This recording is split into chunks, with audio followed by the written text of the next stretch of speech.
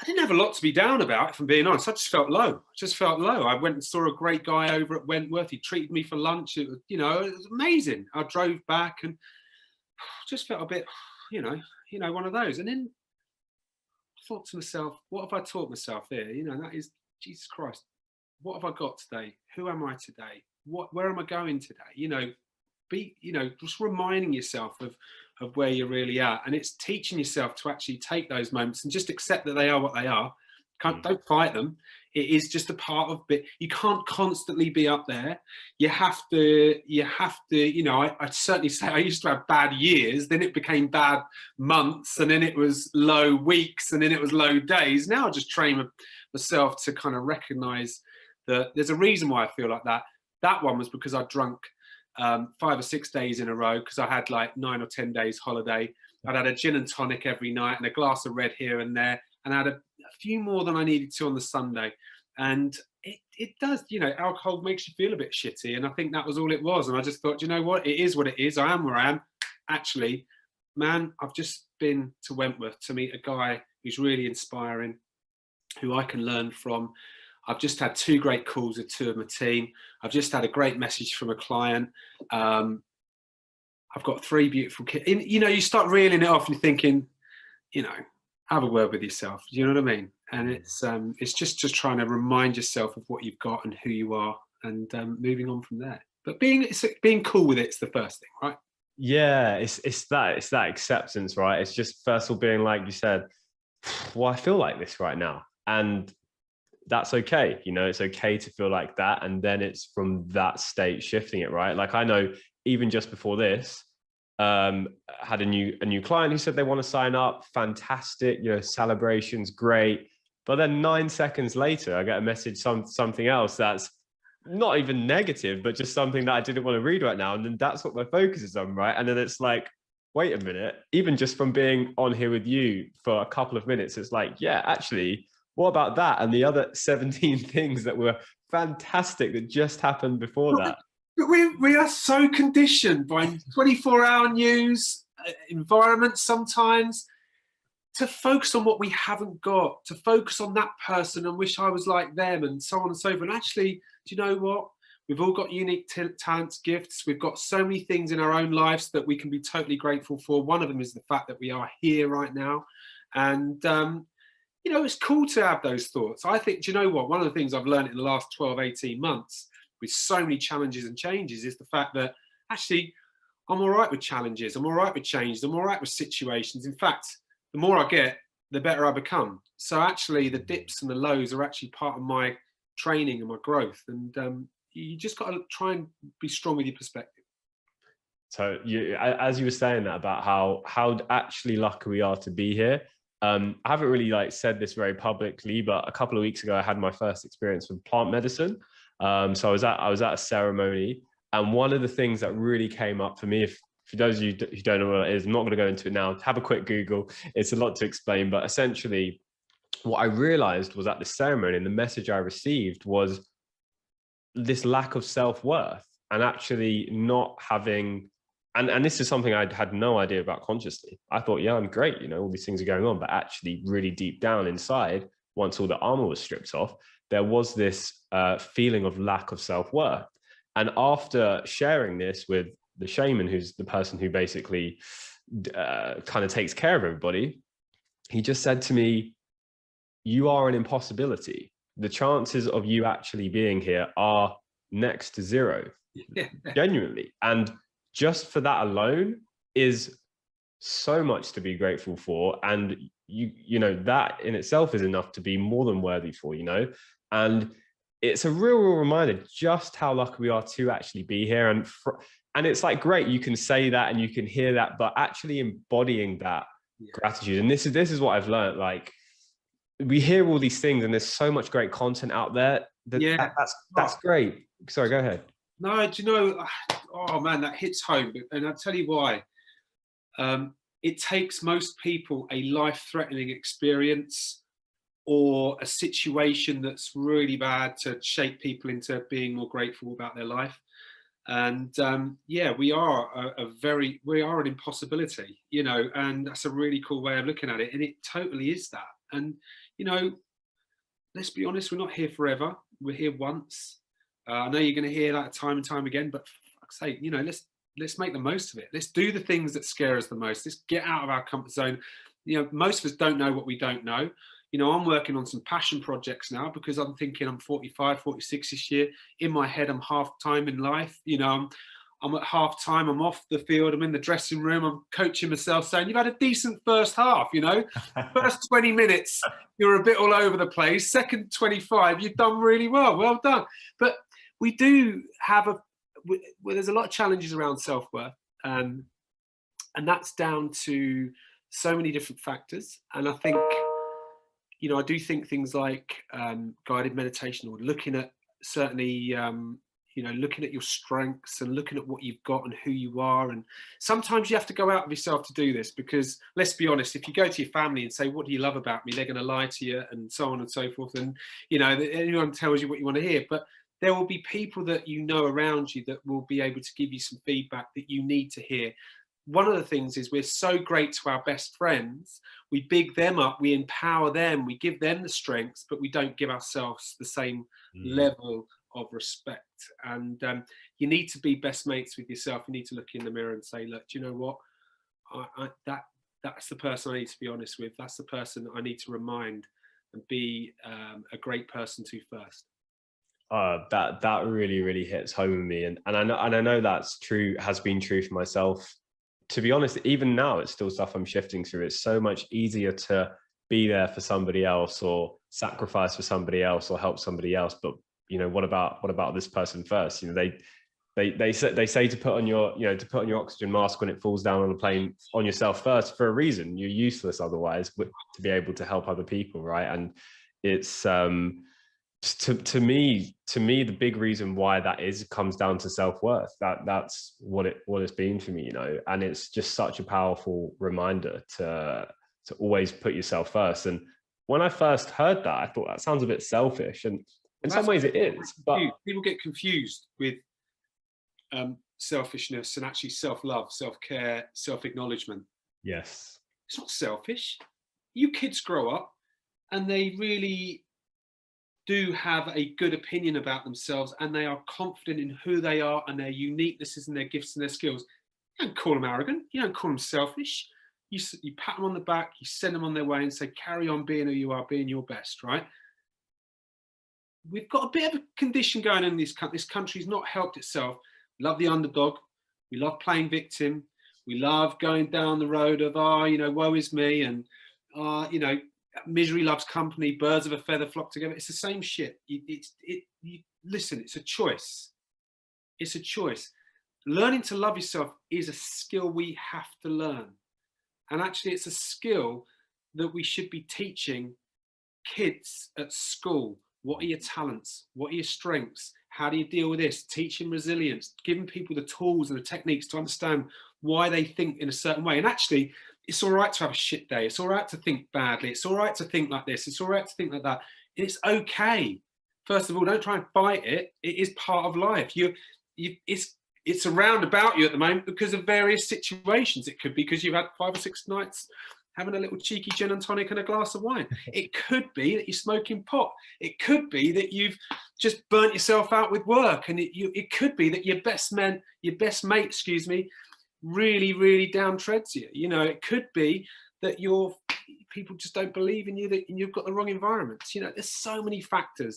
Most important thing is when you create awareness, you can see it clearer. And that's going back to personal development, is about your development. If you radiate, if you believe in yourself, more people will believe in you, and you'll have that ripple effect. And, you know, when I realized that the effect I was having by saying, why us, why me, my parents, they didn't deserve to lose a son, and, you know, I'd blame the world, drink, and spend my time in the pub talking to people that wanted to talk about things that we couldn't control, and how bad the world was, and what work was this, and da da da da da. Man, I was working in a factory, walking out of a factory, age of, you know, 19, quitting in an afternoon just because I didn't like the guy. And I realised that it probably was the fact that factory life wasn't for me, if I'm being brutally honest. But I was so unhappy. I was so unhappy with myself. That was what it was. I looked in the mirror, didn't like what I'd seen. You know, I looked at myself with the wrong lens, the wrong perceptions. You know, we need to teach people to find their strengths at school. We need to teach people that they've got gifts, talents, skills, abilities that are unique. Nobody else has them. The same as the impossibility. You are special for who you are. And you know, wouldn't the world be a nicer place if more people did compliment each other, and actually, rather than wait for them to die and everyone starts posting how great they were, why don't you fucking tell them before they die, right? You know, I've just done a post about a guy who's in his 70s, late 70s. Oh, I want to do a post now about him. I said, do you mind if I just stick this picture of you on LinkedIn? No, he goes, go ahead. No one will know me on there. You know, he's my mentor for 20 odd years. And I'm doing it not because I think he's going to snuff it next week. I'm doing it because he needs to know his impact he's had on my life. Why do I want to wait 10 years, 15 years when he does pass away and, you know, I'm at his funeral or whatever? You know, I think we make a big mistake in life of not telling people how we feel and not telling ourselves how great we are and what we're really, really good at. So that's my take on it. Yeah, and it's funny, isn't it, with feelings, particularly for men. You know, if you're more masculine dominant, it's almost like feelings should be something that we should almost avoid, right? And it's almost like seen as something not for, you know, if you identify yourself as an entrepreneur or a business owner or whatever it is. And what I've realized is there's so much value in the feminine, in being able to feel, being able to receive, being able to experience gratitude, because that's actually what's magnetic at the end of the day. That's the things that attract things to you. And I don't know about you, but like I have friends who everything just seems to just happen for them. You know, it's like they're always in the right place at the right time. They've always got that great energy, and life just seems to deal them a good deck. And a lot of people would say, yeah, they're lucky. And sure, that's one way of looking at it. But what about if they're actually creating that themselves? What about if that energy is actually what's drawing, you know, things to them? And that's one thing I've learned is like, it is such a balance. Like for so long, I just spent time doing and doing and doing and having my, you know, this is how I'm going to get there. Because that's what I was taught at the end of the day. That's how I was educated through school, through college, through university. And ultimately, that was how I received love. Oh, you did well. You got your first, you got your 2-1 at university. Here, well done. There's your pat on the back. There's your love. Oh, you know, got this amazing promotion at work. Pat on your back. Here's your love. Here's your self-worth. And that was what a lot of it was built on. That self-worth, that self-love was received only in those times. And the challenge for me is being able to feel that self-love, even if I'm just sitting on the sofa doing absolutely nothing, you know. And I'd love to hear your thoughts on self-love, because it's something that just is kind of talked about a little bit, you know, on Instagram and stuff like that. But I think it's kind of misunderstood in a lot of ways. I'd love to hear your takes on how to actually hone that, because I think it's a real skill. Yeah. Who's the easiest person to lie to? Yourself. Right. So, you know, the thing is, who are most people harder on? It's the same thing, you know, and actually it's about conditioning and reconditioning the way you think and trying to practice different things to help you to do so. You know, I've had therapy, I've gone away and done the Tony Robbins stuff. It's not because I want to be somebody else. It's because I want to discover who I really am. And I said to somebody yesterday, I said, you know, my biggest fear in life is not fulfilling my potential. And I said, at the moment, 90% of what goes in my diary at the moment is what I want in my diary, you know, and I feel like that's never been as good as it is today. Now, why is that? It's because I've built a team and I'm starting to trust people more around me. And I've learned from having great experiences as a leader and bad experiences as a leader. You know, you're constantly learning. And when you go through the bad experiences, your self-worth takes a real dent. You know, you you take the negativity and you swallow it up, because if you're someone who takes responsibility, you tend to carry everybody else's crap as well, because most of the people that are giving it because they don't take it.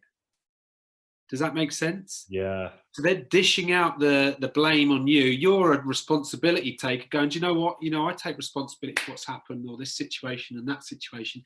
Yet all you're doing all the time is pushing your self-worth down, your self-love down. And actually, you've got to say, I'm a good person. And my biggest thing that I've had to learn, Ebbs, is to not give myself such a bloody hard time. I'm not a good enough dad. I'm not a good enough leader. I'm not a good enough friend. I'm not a good enough son. Because that's the story that I tell myself naturally. That's the story I tell myself naturally. How do you unconvert that, or how do you divert that? Is by reminding yourself of what you really are and who you really are and what impact you really have. And actually, going back to self-worth, if you're being yourself, it makes a big difference. I saw a post out there, and there's no doubt in my earlier years of certainly stepping onto platforms like LinkedIn and Facebook and only really not having an absolute clue of what you're supposed to do. So I just shared what I thought. I gained more followers, more traction. You gain a lot more engagement. And then you try too hard. You start trying to be someone you're not, or you start to try and please the people or get the likes or get the validation. And then you start to lose the validation. You start to lose, and that's in yourself, because you're measuring your self-worth on the engagement that you get. And actually, that's just that's a dangerous game to play with as well. Happiness and it was, beauty become, beauty for me, right?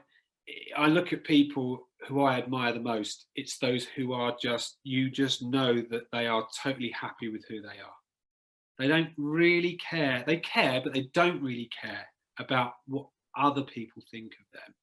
And what I mean by that is they are just happy at giving out, being, doing the things that they feel are right for them at that moment in time in their life. And you have to work at self-love. You have to work at what it is you feel passionate about, but also not put yourself under this enormous pressure to know what your purpose is, or to know what your goals in life are, or you need to be here by that time and everything else.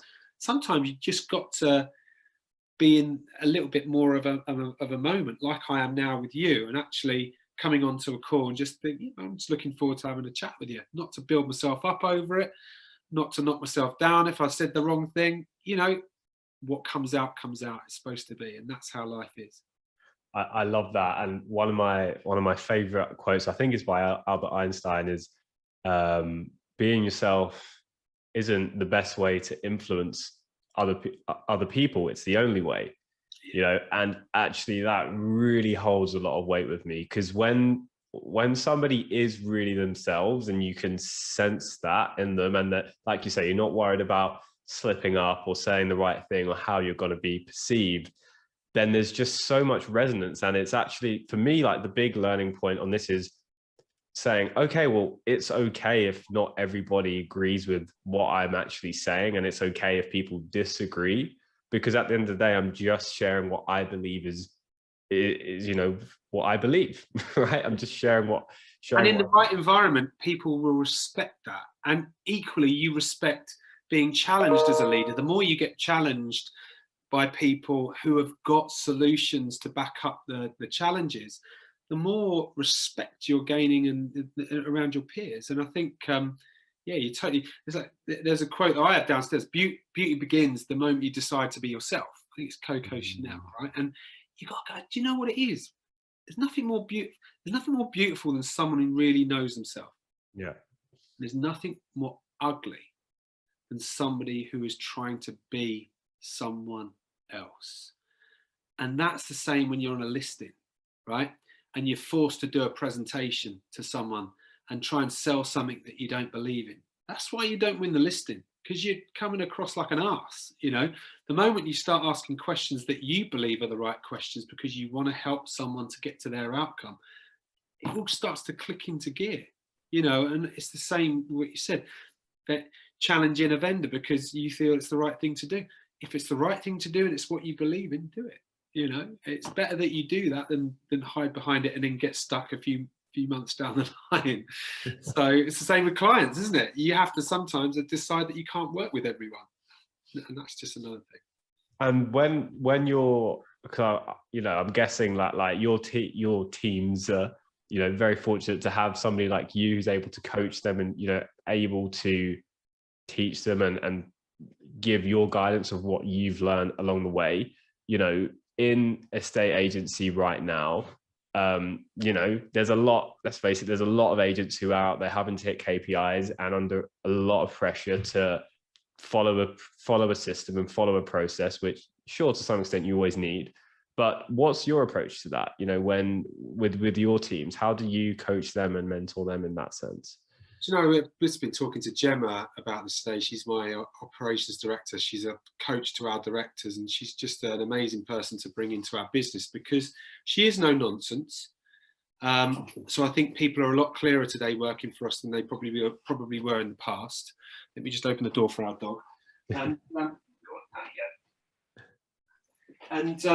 You know, what you say about the approach, it's really important to have an approach and some principles around the way you develop people in your business, because you can't build a great business if you don't build great people, right?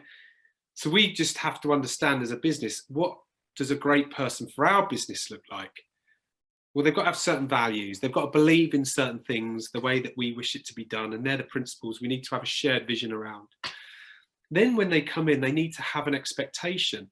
And that needs to be clear: job description, behaviors, something that they grade themselves on with us now, rather than we tell them. You know, we have those shitty conversations where you say, I've got to be honest with you, Ebbs, you're not doing very well, are you, at the moment? It's not going very well, you know. And actually, there are very, very simplified ways of self-appraising in our business, which is definitely helping our culture develop. But we want them to work hard. We want them to have clear goals. We want them to understand that KPIs are important, but they're not the be-all and the end-all. They're just a measurement tool. And they're not there to beat them up. They're there to help them to come around things better. So we might need to develop skills. We might need to help them to build activities that are going to help them towards their KPIs. But for me, you know, you need to have a performance, which is the measurement part. That needs to be clear and expected. And then there has to be trust. Trust is about telling people how you feel. It's about having healthy conflict. It's all the stuff that you will see in certain models like Lencioni's principles and so on and so forth. But you want to have trust within a team. And that's the thing that we're constantly trying to develop. It's not perfect where we are. I am a passionate leader, but I've got a really great coach working for me now, and that's Gemma. And she's allowing me now to kind of work on the business a lot more. And she's working with my directors, and the directors are now developing the people. What used to happen, Ebbs, and the problem is Matt Giggs will come in and arc into the training. He'll be doing this. He'll come in, take that person out, and we'll do. And I'm trying to help loads of different people around the business. And my conversations, whilst they're great, if the director's not included in that conversation, or the manager of that person's not included in that conversation, you're building a bit of a dysfunctional organisation. That's kind of where we've been. It was great, and we've had some great times, and we've had a great journey. It's 9 years on Sunday since we opened the first business. And God, we're so different than 9 years ago. To some people, they would rather us be back probably to where it was at the beginning, where it was a tiny little team and everybody was in a certain place and it was, you know, da-da-da-da-da. But no, we're growing, and we want to grow with people that want to grow. You know, so establishing people's mindset is very easy now to do earlier in the interview process. Are they someone who wants to learn? Show us how they learn outside of work. You know, it's so important if you've got an organization that, I think the leader of the organization, CEO, whatever, they need to have their DNA in it. They need to have their core values, their DNA. It needs to be coming through the spine of the business, because if that's not there, that person's constantly frustrated, which means that then falls down through the organization. Trying to please everybody doesn't work either. It really doesn't work. helping everybody to see their talents, their strengths is a big thing. Helping them to know where they're at against those expectations in the self-appraisals and feedback is really important. And ultimately trying to build great teams. You know, I think there's a lot of talk in the property industry about being self-employed and how much money you're going to earn, and you can pick your kids up and you can do all these different things, which to the right person, that's the right thing. But it probably isn't for 95% of the people out there, right? Running a business is it's a totally different animal to being an estate agent. It's a different job building a business. It's a totally different job. You're working on totally different responsibilities, areas of focus. Being an estate agent, self-employed, you're either doing it in a culture with all of the securities and the training and the development and all of the things that somebody can give you, and you know, you turn up, you show up, you haven't got those extra responsibilities.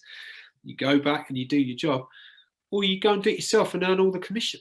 And do you know what? For the right people, that's the right thing. But I think we have to be really careful that actually being in the right culture, and there's some bloody good cultures and agency, which I'm envious of, and we're working towards that place.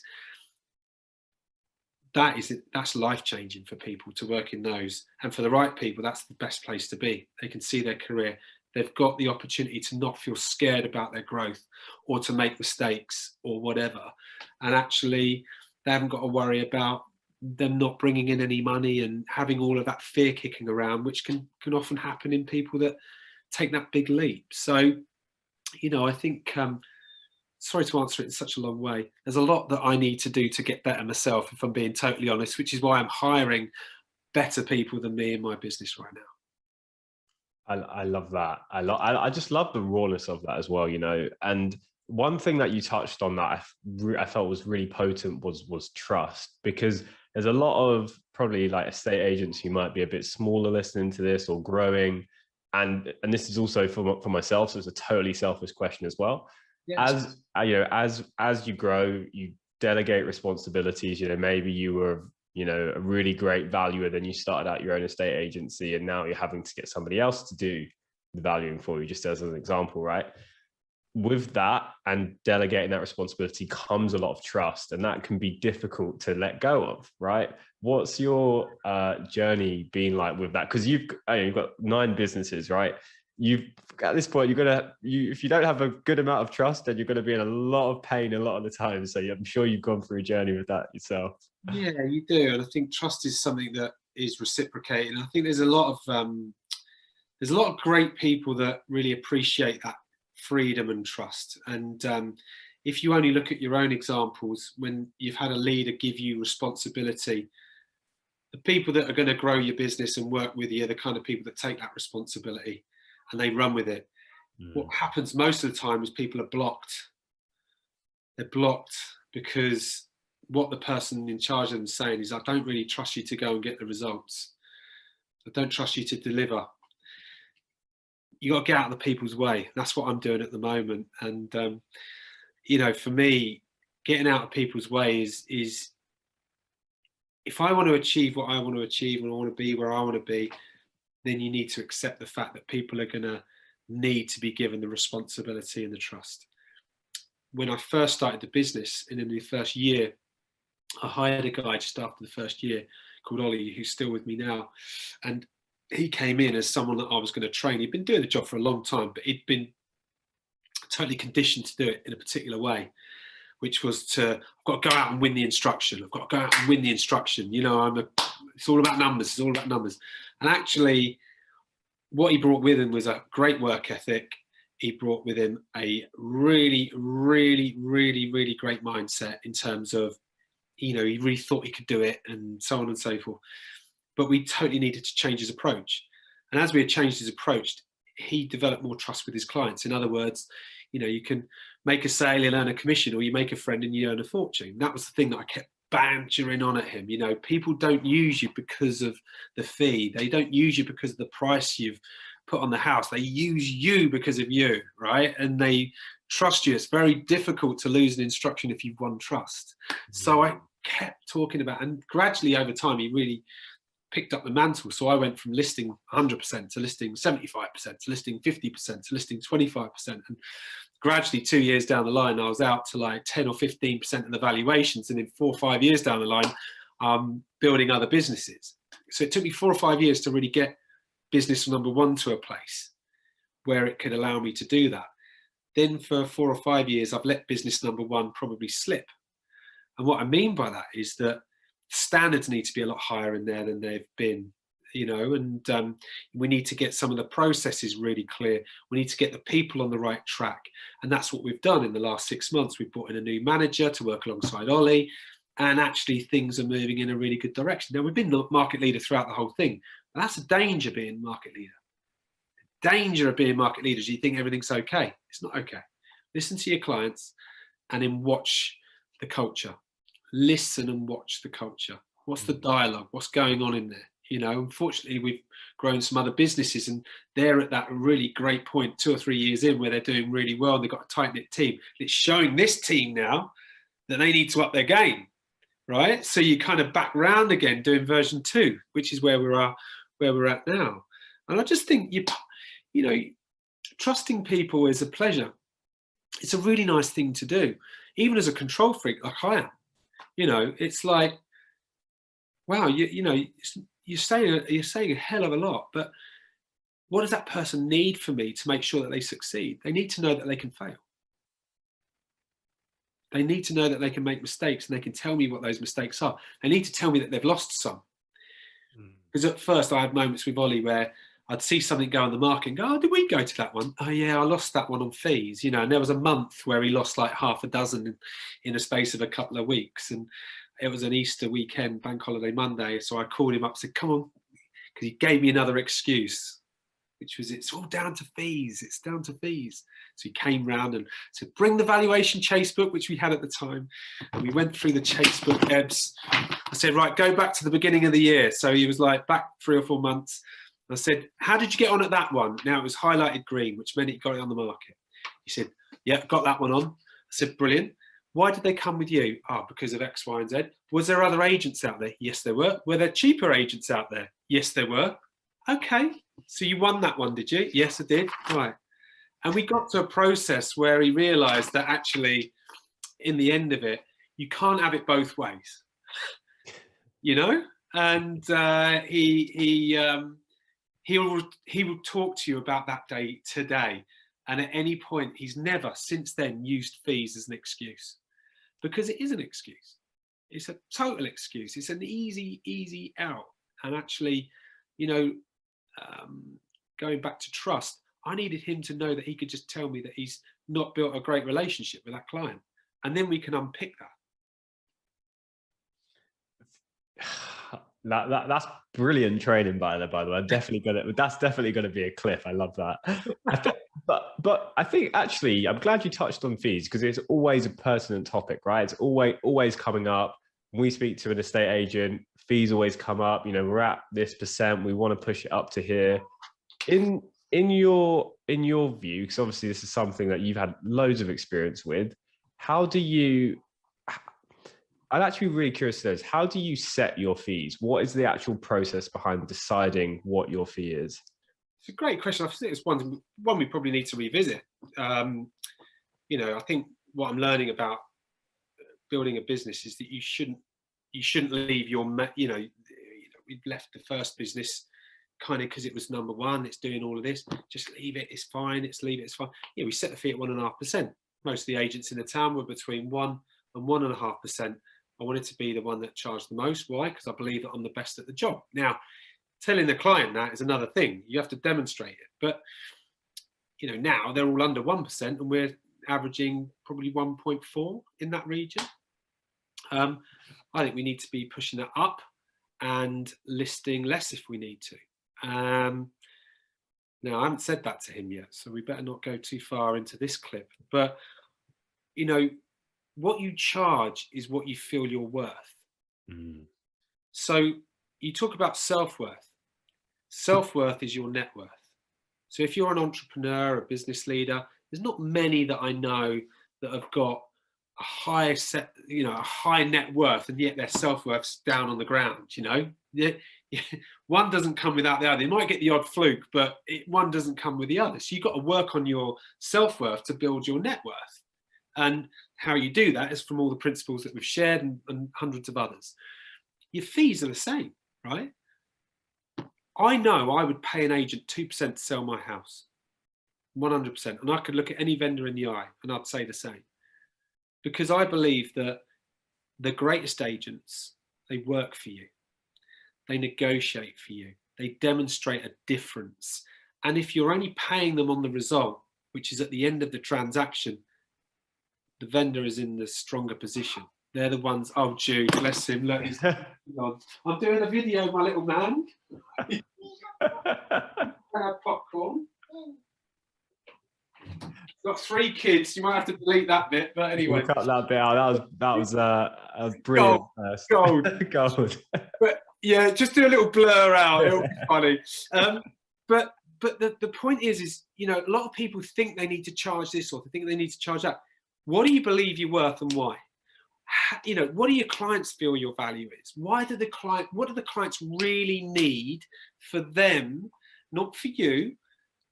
And how would they value it? You know, so, you know, you've got to really kind of reverse engineer like you do with marketing. You have to go to the end result and go, right, okay, if I'm going to charge 2%, right, okay, great, that's great. Yes, everyone's going to say that's twice the price. Okay, but if the question to that vendor is, at what point would you be happy to pay 2%? What would it need to look like? Let's just say you would be, right? What would need to happen? What would I need to do? That's the question to ask a client. And if the client says, well, do you know what? I need to make sure that you work on my behalf and that you call me every week and that every viewing that you do, you update me. And when I get an offer, you're working on my behalf and you're negotiating and da-da-da-da-da.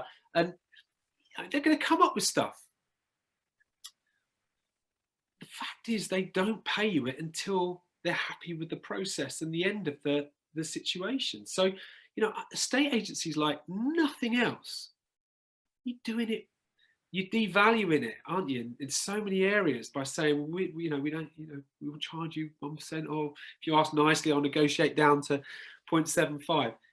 That, no way, right? It's the same with coaching. You know, you can give it away for free and everything else, but what are you telling your client? In my opinion, if you don't think you're worth it, the client won't do the work. If you make it expensive, and I mean that as in expensive as in cost, but their investment, they can see a return, and a huge return at that, by what you're coaching them, they'll pay the money and they'll do the work. And, you know, clients are no different. You'll be the only agent, Ebbs, that actually says to a client, well, if you were to pay me twice as much as the other agent that you've just talked about, what would I need to do to work with you?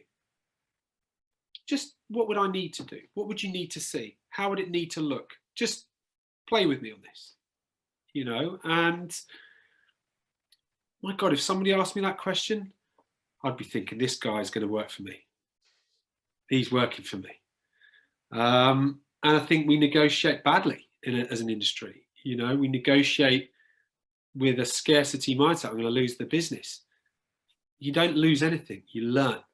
So if you decide that you trust somebody else to help you do the valuations because you want to get time back to work on the business, to grow it, whatever it looks like we said earlier, you've got to figure it out. You've got to figure it out. You've got to help that person realize that they don't ever lose a listing.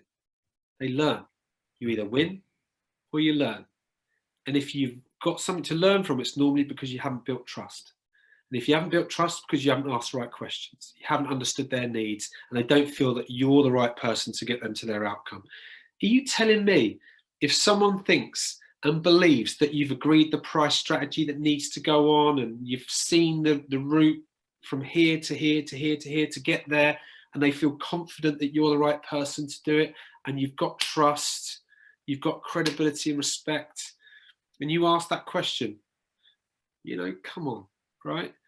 Oh, come on, can you do it for a bit less? Absolutely no. Do you want me to chop down the price of your house? Do you want me to give your house away? You're telling me on one hand you want to use me because you can see I'm going to drive up the value, and now you're telling me you want me to drive down my value. You know, it's practice. Here's the difference. You get 100 agents and you go to them, right, tell me what your fees are. You'll know that 90 of them will crumble. They'll crumble in front of you because they don't train. They practice on the public. They need to practice in private. Have these conversations that we're having now. It's taking less than 10 minutes to talk about fees, right? How much more confident are you now than 10 minutes ago? Yeah. They don't bother. Why? Because they're fucking lazy, right? They're not professionals. They are chancers, takers. I'm going out because I want to win the instruction, because I get the validation, because I want to win. It's all about me. Don't be a twat, right? Go out there. I want you to know why the client needs to move, what they need to do to move. It could be that they need to spend the next 2 weeks decorating the house if they want to get that price, whatever it takes. Here's my lovely wife. Just say hello to Ebbs. Hello. Hello. Pleasure to meet you. She's the secret of our success, aren't you? Oh, that's nice to know. Right. The support.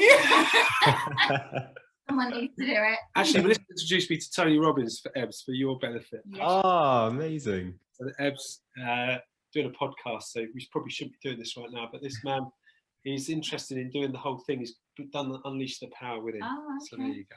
Yeah, it's good stuff. Yeah, cool. And by the way, what was my mindset like 15 years ago? Very, very different. There you go. Lazy, unmotivated. Didn't know anything about nutrition or Yeah, anything. you said your bit now. We're keeping that one all in. Yeah, keep it in. Keep it in. See you in a bit. See you later. But yeah, going back to the situation, professionals practice. You don't get a Premier League team and go, right, we're playing Man City at the weekend. Right, I'll see you an hour before the game. Honestly, there's a lot of great people in our industry that have got great advice, great training.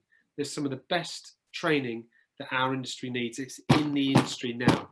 Hire those trainers, get them into your teams, teach your people to get to the strengths that are required to get you out there, to get to your goals. If it's increasing fees, you need to train hard, right?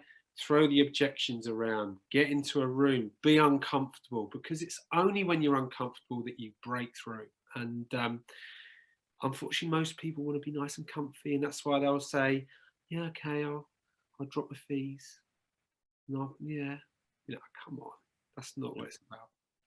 I love how us talking about self-worth at the beginning has led through nicely all the way to estate agency fees, right? And what people actually charge. And I'm really glad I asked you that question, because I think that answer was so key, because for a lot of estate agents, how do you choose your fees? Well, all my competitors charge this, so I'm going to charge this. And actually it's nothing to do with you as the person, what's going on internally, what you believe your worth is. And I think that's just a beautiful, beautiful reframe and shift. So if you want to look, there's a guy called Ian Story at Stories. I love the guy. I think his marketing is off the scale. I think he's one of the agents that approached me a few years back, and we just talked offline in terms of he just messaged me about a few things that I've done in the community and stuff. But I could just see from his questions that he was going to be a great agent. I've done no work with him. I'm not coached him or trained him or done anything like that. What he's done is he set his stall out. He knew, he visioned what he was going to be as an agent, and he believes in himself. If you believe in yourself, guess what your clients do? If you want to sit there and wobble when the question's asked, your clients have got you. And they'll start to doubt you. The moment you say, yes, I'm going to come down, is the moment that you've lost the business. And you might think you've got it there and then, but what about you lose your business? You've got to there's a thing, I can't remember his name now, but there's a guy who says, never split the difference or something, Chris something. Yeah, I've heard that phrase. I've only listened to a bit, and I probably need to listen to the whole thing, but I think I get the gist of it. What are you saying to somebody when you start doing that? Now, if you don't believe you're worth what you're saying, that's your problem. And you need to build value, because in the absence of value, it's about cost. And the client will also feel that. If you're charging, say you hear this and you say, right, I'm going to go and charge 2%. Well, that's great, but do you actually believe you're worth 2%? Can you demonstrate you are worth 2%? And if you're not, then you're not even going to get to the objections, because the client's going to feel that in you that you've just plucked this number out of the air. So that work goes into it to achieve that, right? You know, if you said to a client, I'll give you 2% if we don't sell your house in 16 weeks for this price, you're worth 2%. So there is a way, right? And it's how you find that way, and then you build a service, a charter, something that you know that can be delivered, so your word doesn't become bullshit. It's this is my service, this is how it's going to look, this is the plan. And by the way, you know, you have an outcome with a vendor. Doesn't matter what vendor says to you. Oh, yeah, no, I don't know. I haven't been looking at the price. I don't know my price. Don't know the house, the value of my own house.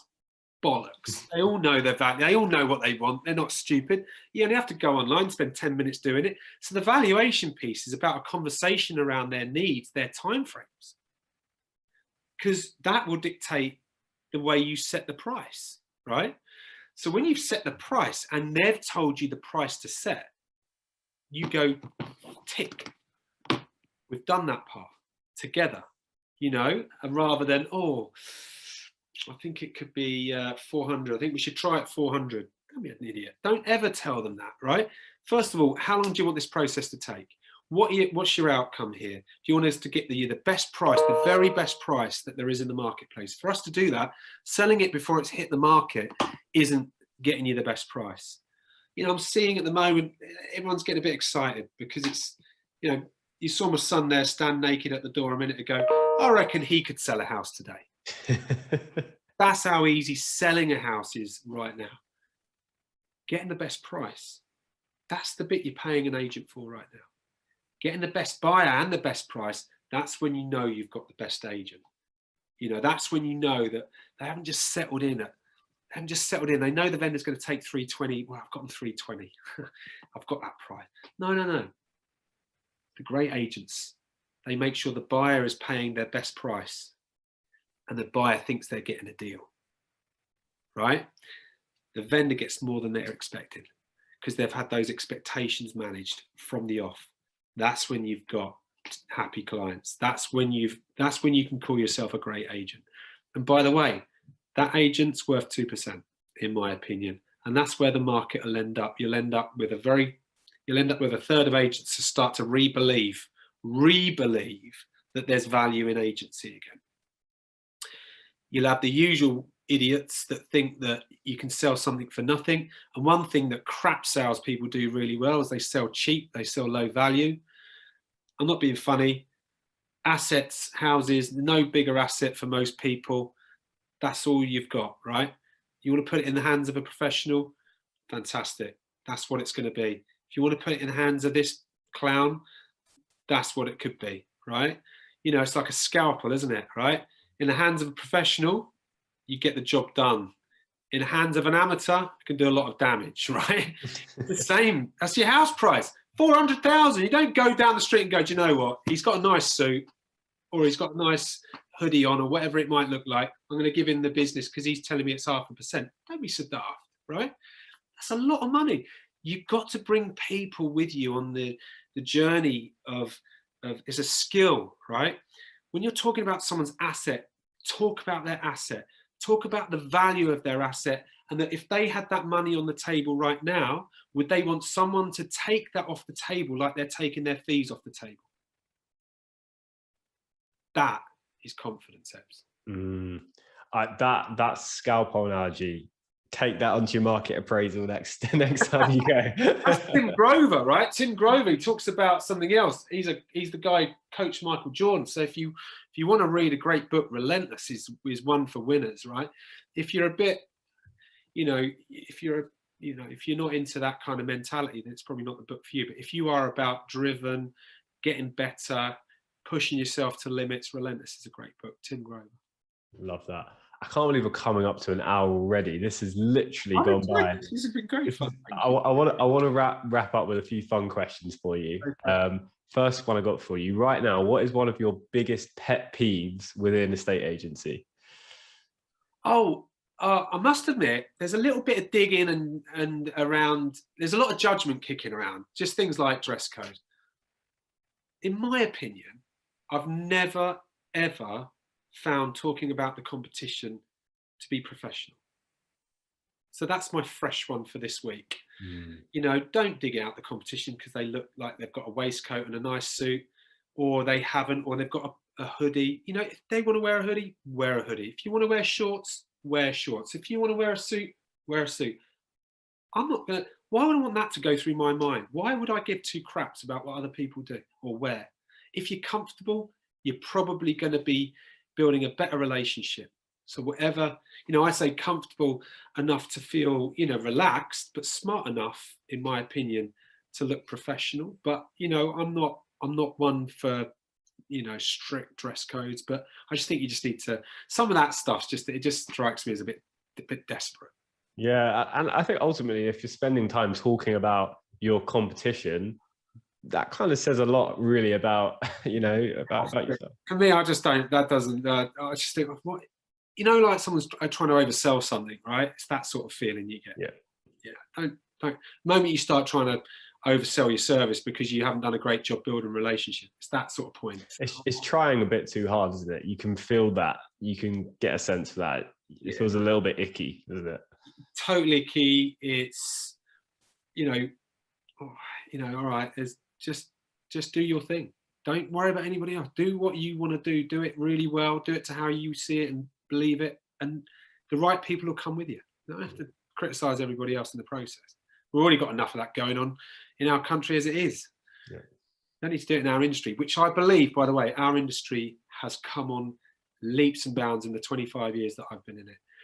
I've never seen such sharing, caring, high standards, people that are doing it for the right reasons, like I can see today, and people like yourself and so many great people. They're so watchable and so learnable, and I think we're in a really good place in the industry. I just think we just need to tidy a few things up. So that's my only one, really.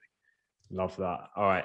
So next one I got for you. When you look back at your, you know, your life, your career, whatever it might be, what is one of your favorite failures? And I put failures in inverted quotes because there's no such thing, at least that's my belief. But what is one of your favorite failures that led to a later success? It's a really interesting one. I had a partnership with a lady called Joanne, who I've got so much time for still. We put our two lettings businesses together and it just didn't work out. You know what? She's at a different leadership point in her career. She wants to do it a certain way. I wanted to do it my way. Two strong personalities. Not one argument in 2.5 years.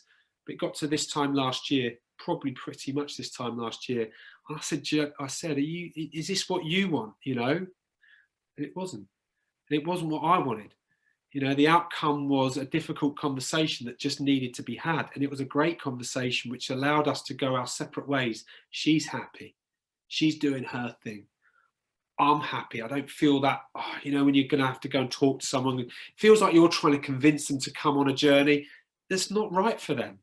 And actually, that was really good. And I think that for me was a failure because it's a lot to put two lettings businesses together and then to unpick it 2.5 years later, not just from an emotional standpoint, and that you've got people in those teams that it's unsettling for, and it really was. And you know, all of the people I care about, and whether they believe it or not, I never want to see anyone lose a job or anything like that. And we were quite fortunate in how it all worked out in the end, and I think it's worked out for the best for everybody from what I can see.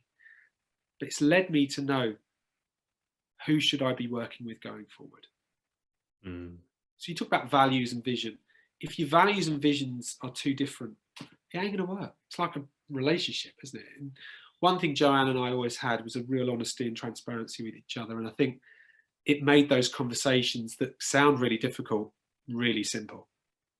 Because there was never any hiding places. We never, you know, blamed each other. It wasn't like that. But that was, you know, that fundamentally is a failure as such. But it's taught me that we're getting everything else right now, and actually we're building a really cool culture, and everyone feels like they're joining it, and not everyone, but you know, the majority are coming with us on this journey. So that's what I'm really glad about. Thank you for your just like honesty and transparency on that, because actually there's so many learning points in that, and I really believe being honest and being vulnerable like that is one of the truest acts of courage. And that, you know, that's a real characteristic of a leader. So I just want to thank you for sharing that. I actually find that really inspiring to be able to just say, you know, the real answer, you know. Yeah, And, yeah, she'd tell you the same. sometimes- She's got a strong Irish accent. She's a straight shooter, Joanne, and I miss her. I miss her. I miss her as a person. But I'm glad that we're both where we are, you know. And I think for me, that feels better than working together when it's not right. And you know what? We both needed to do it. She needed to do it. I needed to do it, and it's worked out better for both. And you can reconvene, and I'm sure she can drink you under the table, going for a drink. Actually, it's weird because I think we had a walk and stuff. We had a catch up after it, but we haven't quite much messaged each other a few months back. But she's one of those people that I wouldn't want to lose touch with. That's for sure. Yeah. I think you know, from a distance, I'm seeing what she's doing, and she probably does the same back. And I think there's a total mutual respect to our relationship. And you know, a lot of people have opinions on people that you know. And I always judge people and take people as I find them. I can only comment on how I find someone, and I wouldn't hear a bad word against her. Mm-hmm. All right, last question for you to wrap up. I'm going to project many, many years into the future. Like we said, you're moving into the second half. You might know where this is going. It's your last day with us on the planet. All of your ambitions have been achieved, all your businesses, your family, your loved ones. But you can't leave anything behind tangible, nothing physical with everybody you care about. But you can leave them with one piece of advice or one piece of wisdom or something. What would you leave behind? Oh man, that's a really big question. What's coming through me at the moment is about being yourself. And you know, that's a constant discovery. It's not oh, I'm here now, I've arrived. It's you constantly work on that. That's called progress. That's about finding out who you really are by doing things that you're uncomfortable with at times, and the things that you just light you up. You know, I'm doing passion projects. I want to do an event, a live music event with, you know, I want to start doing things that really light me up, because I feel like I'm at that point where, you know, I've done a few things in my younger years, and I just look back at those times and think, wow, they were great fun. I really enjoyed that. You know, one of my dreams is to put on a festival. I'd love to do that. You know, and to do those things, you've got to be yourself. You've got to, I think today, Ebbs, things are different now. You know, years ago, 20, 30 years ago, when you saw someone who was successful and had a lot of money and everything else, there was a respect for that person. But you weren't overly concerned about how they got there. Now, you know, I think people care about how you get there, and getting there the right way for me is about, you know, seeing people succeed around me, seeing people happy around me, seeing people achieve the things that they want to achieve in their lives. You know, I'd like to think I don't let anyone down in terms of giving them my thoughts over the years. I'd like to think that anyone who's worked with me will know that I've shared how I feel and what I think with them, not for any other reason than to help them. That will always be my intention, is to help people. It doesn't always get you the right response. And for that I've had to get over the fact that you won't necessarily be liked for being honest. But be true to yourself. Be true to yourself. That is my piece of advice. Wow, that's a powerful one. And firstly, festival idea, love that. What kind of, I've got to ask, because I'd be remiss if I didn't. What kind of festival would you put on? Tell me more about it. First of all, I'm going to do some live music. So I've got a friend who was in a big band in the 90s, and we're talking about, you know, I can't get the front man for it because it will cost too much money, but his band are like mega talented. I mean, they've supported Robbie Williams and all loads of, you know, they've been the band for many sessions and big names. So I want them to be the house band. I want to get some guest artists in, and we just have this lovely vibe, a couple of 100 people, start with that and start rolling it every month, just get a bit of a following and then see where it goes, you know? And I think that's the thing, isn't it? It's like, I watch like my wife, I'll have a gin and tonic on a Friday, a glass of wine. I'm watching YouTube videos of live concerts, people doing what they do best. I'm in awe of musicians, in absolute awe of musicians. I just think creativity and arts they should be at the top, not at the bottom of our curriculum. You know, we need people to be working on their self-art. You know, everyone's an artist in their own right. Bring people's best out of them, right? That's what we need to be doing, and we need to celebrate arts. And one of the things that you really pick up in life is a lot of these guys that are super talented. Albeit, I've got a friend who went fishing with last week. He's an artist, most talented artist. Doesn't believe in himself. Does not believe in himself. He's so good. I've bought 13, 14 pictures off him over the years. I've known him all my life, pretty much. The guy is an incredible talent. And it doesn't matter how many times I tell him, he's got to be the one that works on that. One day I'd love him to fulfill his dreams. And these guys, you know, I'm talking mega talented musicians. You know, most of the income's dominated these days by the labels and things like that. And it's just a crazy world out there.